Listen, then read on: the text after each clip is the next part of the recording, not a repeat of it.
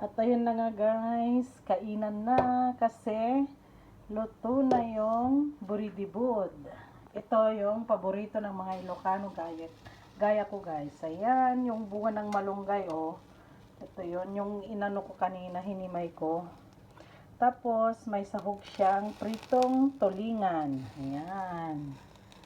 Ayan guys. Luto na siya.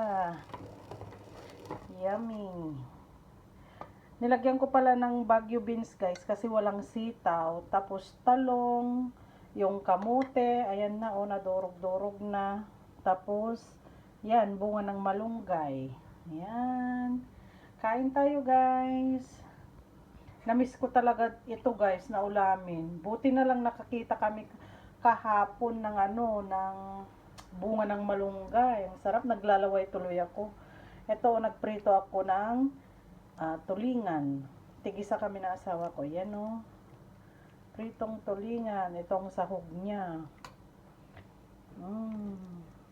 Tingnan nyo naman. Kunti lang ang sabaw pag buridibod guys. Kasi diningding na ang tawag yon pag maraming sabaw.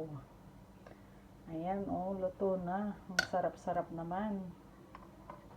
Tikman nga natin.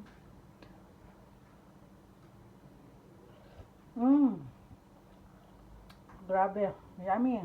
Super yummy. Buridibod.